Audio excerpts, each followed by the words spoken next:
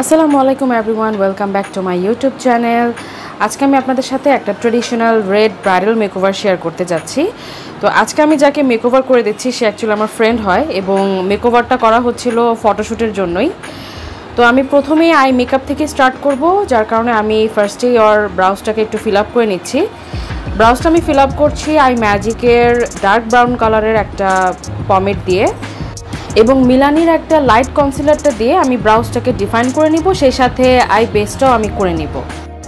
যেহেতু আমি একটা ট্রেডিশনাল ব্রাইডাল মেকওভার করব, সেক্ষেত্রে আই মেকআপটাতে আমি ব্রাউন কালার এবং গোল্ডেন কালারটাকে রাখবো এবং সাথে গ্লিটার অ্যাড করে দিব।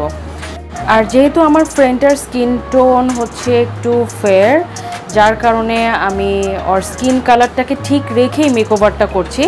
আমি এখানে ওর স্কিন কালারটাকে এত বেশি চেঞ্জ করব না। আমাদেরকে অনেক ক্লায়েন্টরা বলে যে ফেয়ার টোনে কীরকম মেকআপ করলে আমাদেরকে একদম বেশি ভূতের মতো লাগবে না, ন্যাচারাল দেখাবে।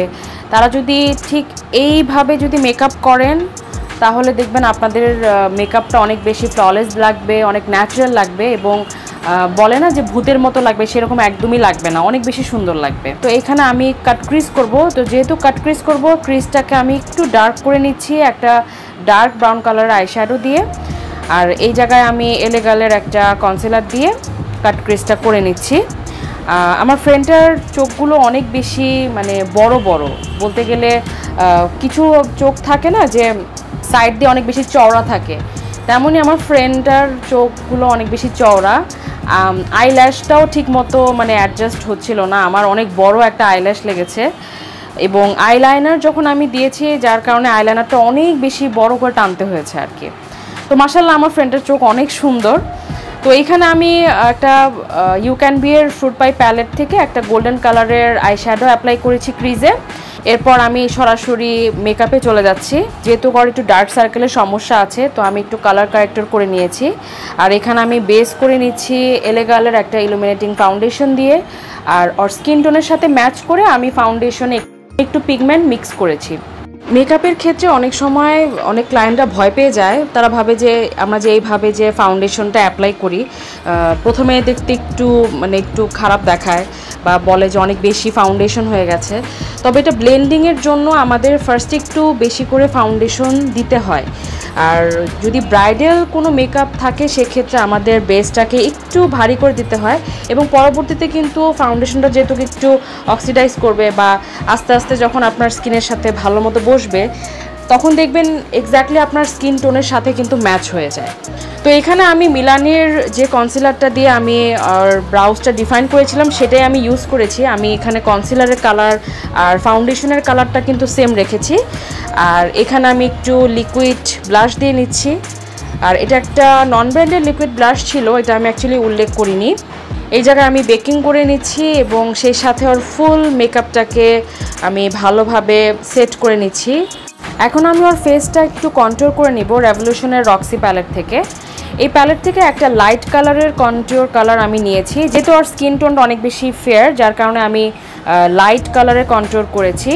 ফেয়ার টোনে কখনো ডার্ক কালারের কন্ট্রোর করবেন না, এতে কিন্তু ফেসে একটা ডার্ক শ্যাডো পড়ে যাবে এবং ফেসটা দেখতে অনেক বেশি আর্টিফিশিয়াল লাগবে এবং একদমই দেখতে ভালো দেখাবে না।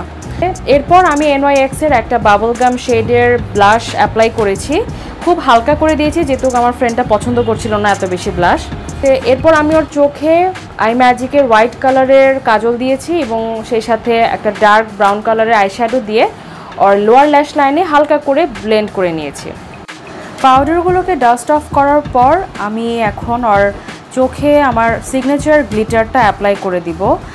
আমি এই গ্লিটারটা অলমোস্ট আমার সব ক্লায়েন্টদের উপরই ব্যবহার করে থাকি এবং আমি যখন মেকআপ করি তখন আমি এই গ্লিটারটা দিই, কারণ আমার পার্সোনালি গ্লিটার অনেক বেশি পছন্দের আর স্পেশালি এই ডায়মন্ড গ্লিটার আমার খুবই পছন্দের।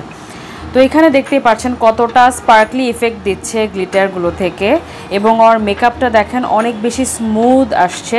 আমি কিন্তু কোনো রকমের ফিল্টার ইউজ করিনি। আমি যতই মেকআপ ভিডিও বানাই না কেন আমি কিন্তু কোনো মেকআপ ভিডিওতে কিন্তু ফিল্টার ইউজ করি না। একদম যেরকম মেকআপ সামনাসামনি দেখতে লাগবে ঠিক তেমনই কিন্তু আমি আপনাদেরকে দেখাই ক্যামেরার মাধ্যমে।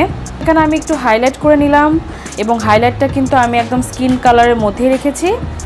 আর এরপর আমি আসছি আইলাইনারের দিকে। এখানে আমি আই ম্যাজিকের ব্ল্যাক জেল আইলাইনারটা দিয়ে টানা করে আইলাইনিংটা করে নিচ্ছি। যেহেতু আমি বলেছিলাম আমার ফ্রেন্ডটার চোখটা অনেক বেশি চওড়া এবং অনেক লম্বা করে আমার আইলাইনিং করতে হয়েছে। তো দেখতেই পাচ্ছেন ওর মেকআপটা কতটা বেশি ফ্ললেস এবং কতটা ন্যাচারালি ওকে সুন্দর লাগছে এবং এক্স্যাক্টলি ওর স্কিন কালার অনুযায়ী কিন্তু মেকআপটা হয়েছে।